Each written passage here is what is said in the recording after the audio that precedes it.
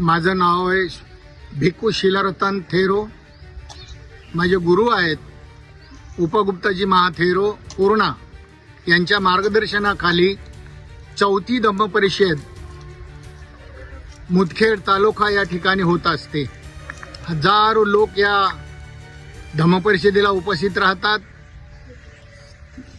प्रत्येक वेळी भोजनाचा कार्यक्रम असतो। अनेक भिक्खू थेरो महाथेरो या धम्म परिषदेला येत असतात, त्यांचं प्रवचन होत असतं। ग्रामीण भागात असल्यामुळं धम्म प्रचाराचं एक केंद्र या ठिकाणी उभं राहत आहे आणि लवकरच आपण या ठिकाणी तीर्थक्षेत्राच्या दर्जाची मागणी करणार आहोत। आपण या ठिकाणी चांगलं एक वास्तव उभं राहून एक धम्म चळवळीचं महान केंद्र व्हावं।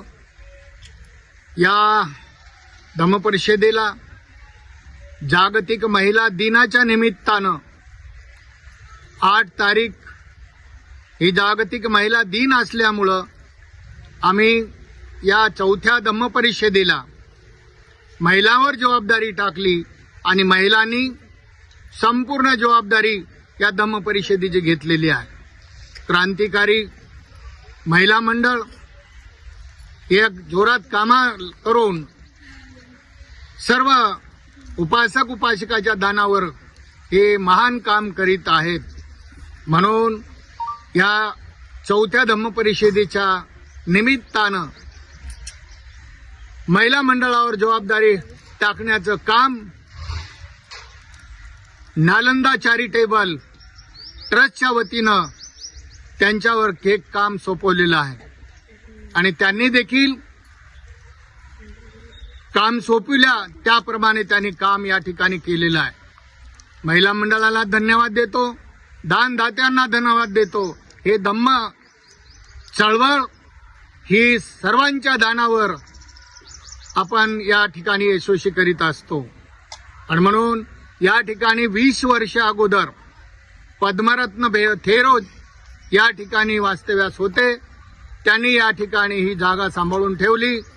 त्यांनी वचन दिलं आम्हाला की भंतेजी तुम्ही या ठिकाणी धम्म परिषदेचं आयोजन करा आणि तेव्हापासून आम्ही ते गेल्याच्या नंतर आम्ही ही धम्म परिषदी या ठिकाणी 4 वर्षापासून आम्ही भरवत आहोत।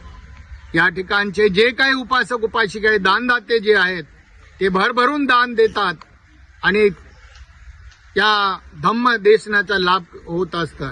युवराज चॅनल या धम्म परिषदेच्या निमित्तानं त्यांना हार्दिक शुभेच्छा देतो। ते आपल्या या धम्म परिषदेमध्ये येऊन या ठिकाणी मनोगत आमचं व्यक्त करून या अनेक राज्यामध्ये ते पाठवित असतात। मित्रहो, बाबासाहेब आंबेडकरांनी 14 ऑक्टोबर 1956 साली बौद्ध धम्माची दीक्षा घेतली आणि बौद्ध उपासक उपासिका बौद्ध संघटना जे काही त्यांच्यावर ही जबाबदारी बुद्ध धम्माची प्रचाराची टाकलेली आहे त्याप्रमाणे आम्ही हे काम करत आहोत, काम करीत राहू। भगवान बुद्धांचं जे काही शांतीचा संदेश तळागाळातील दुःखित पीडित अशा सर्व लोकांपर्यंत पोहोचणारा हा भिक्खू संघ, त्यागी भिक्खू संघ 2500 वर्षापासून भगवान बुद्धाची जे अमृतवाणी दुःखी पीडित अशा लोकांना ते देऊन त्यांना त्यांचं दुःख दूर करीत असतात। भगवान बुद्ध देव नाही आहेत, भगवान बुद्ध ईश्वर नाही आहेत, भगवान बुद्ध नवसाला देखील पावत नाहीत। भगवान बुद्धाचे गुण आहेत, 84,000 गुण आहेत। त्या गुणाची आम्ही पूजा करतो।